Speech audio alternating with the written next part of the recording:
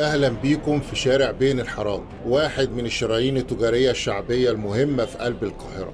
بين الحارات مش مجرد شارع صغير، ده سوق بيمتد من شارع كلود بيك لغاية باب الشعرية، وبيعيش طول السنة على إيقاع المناسبات. أول ما يقرب رمضان زي دلوقتي، الشارع كله بيتحول لمخزن كبير للأجواء الرمضانية. يميش، مكسرات، تمر، قمر الدين، جوز هند، وكل خامات الحلويات. وكمان ورش بتصنع فروع وزينة رمضان اللي بنشوفها متعلقة في الشوارع والحواري. في موسم المولد النبوي الشارع بيقلب مركز توزيع حلوى المولد بكل أنواعها: سمسمية، حمصية، ملبن، عروسة وحصان، وكأن الفرحة ماشية على الرصيف. في الأعياد والأيام العادية هو منبع بيع خامات الحلويات، كل أنواع الشوكولاتة، البونبوني والملبس، مستلزمات تزيين التورت، لعب الأطفال، وحاجات تانية كتير. بين الحارات مش بس تجارة، ده شارع بيبدل شخصيته حسب الموسم. رمضان له طعم، المولد ليه لون، العيد ليه ريحة السكر والشوكولاتة. وناس بتيجي ليه لأنها عارفة إن أي مناسبة في مصر غالبا بدأت من هنا. ده غير الأسعار اللي خارج المنافسة. الشارع ده بيعدي عليه آلاف كل يوم، سكة صغيرة لعالم تاني. أول ما تخطي أول خطوة تحس إن ريحة رمضان سبقتك: جوز هند، قمر الدين، صناديق مليانة مكسرات كأنها كنوز مستنية تتباع أو تتوزع.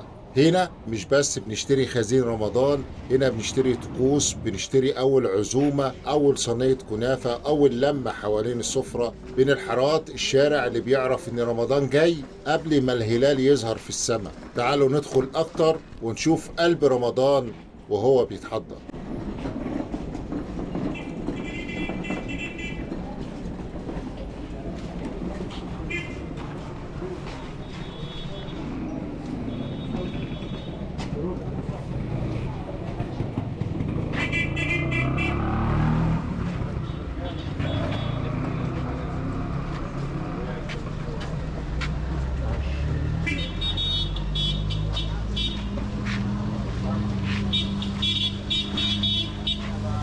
على الجنبين محلات اليميش والمكسرات واقفة صفوف كأنها بتستقبل ضيوف شرف. كل تاجر بيعرض أفضل ما عنده: ألوان بتلمع، روايح بتخطف القلب، وصناديق مليانة بخير ربنا.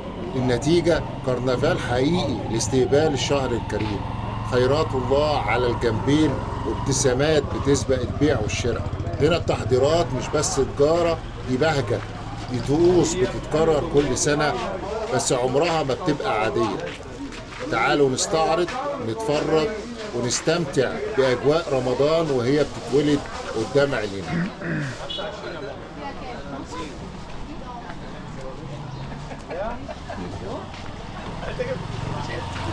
تعالى واحنا هنجيب منه. ومش بس يميش، الحكاية هنا أكبر بكتير. على الجنبين هتلاقي العلافة وخزين ست البيت لشهر رمضان: شويلة رز وسكر دقيق وبقوليات، عدس وحمص وفول، كل حاجة تتحط في البرطمانات وتستنى أول يوم صيام. هنا ست البيت بتيجي تطمن نفسها إن الشهر هيعدي بخيره. وده غير جميع أنواع العطارة: قرفة، حبهان، قرنفل، كمون، شطة، ريحة تملأ الشارع قبل ما توصل للمحل. بين الحارات مش بس بتبيع مستلزمات رمضان، دي بتجهز البيوت من أول حبة رز لآخر رشة بهار فوق طبق سخن على سفرة الفطار. شارع كامل شايل على كتفه استعداد شهر كامل.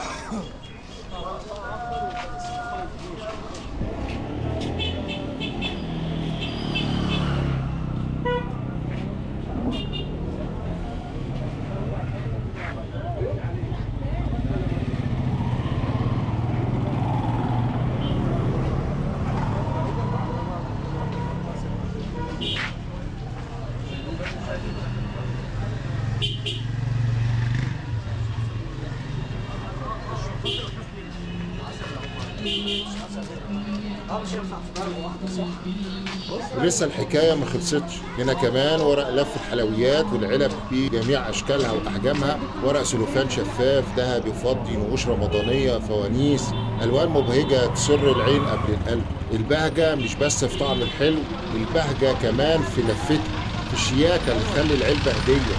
وتخلي أبسط حاجة شكلها احتفال. كل تاجر هنا عارف إن التفاصيل الصغيرة هي اللي بتكمل الصورة، وإن ورقة حلوة وشريطة متربطة بإيد متقنة ممكن تضيف فرحة قد طعم السكر نفسه. مش بقول لكم ده مش مجرد سوق، ده شارع البهجة اللي بيحضر الفرحة من أول المكونات لحد آخر لفة في ورق شيك.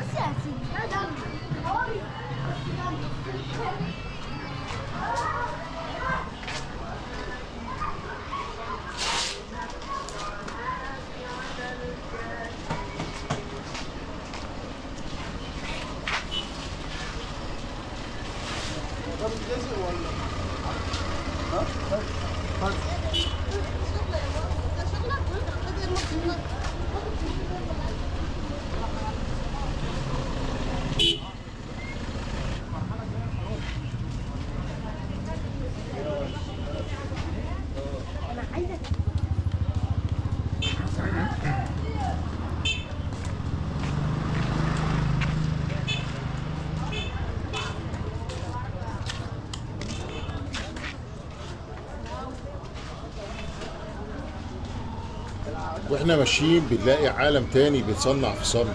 محلات ورش شغالة من بدري، أكوام ورق ملون، بكر شرايط، نجوم وهلالات، أيادي شاطرة بتقص وتلزق وتجمع. هنا بتتولد فروع الزينة الرمضانية، السلاسل اللي هتنور في شوارع مصر، والشرايط اللي هترقص مع أول نسمة هوا بعد الفطار. كل فرع بيتعمل بإيدين صناع عارفين إن شغلهم مش مجرد ورق وخيط، ده جزء من شكل رمضان في عيون الأطفال. ومن بين الحارات بتخرج الألوان دي تزين شوارع كتير، كأن الشارع مش بس بيبيع خزين رمضان لكن كمان بيصنع ملامحه. وهنا قبل ما النور يتعلق وقبل ما الزينة تترفع فوق الرؤوس بتبدأ الحكاية.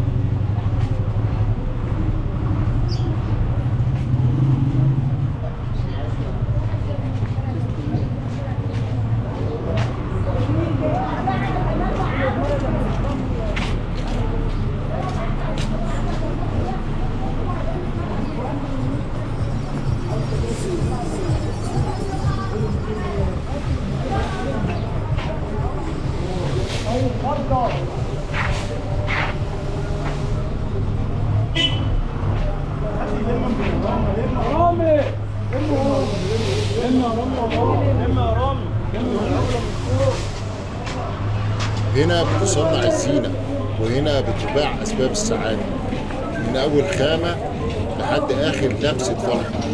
الحلو كله هنا، والأجواء الرمضانية في أبهى صورها تستقبل شهر الخير بقلب مفتوح وتدخل الفرحة على قلوب المصريين. من بين الحارات كل عام وانتم بخير وفي خير، رمضانكم مبارك.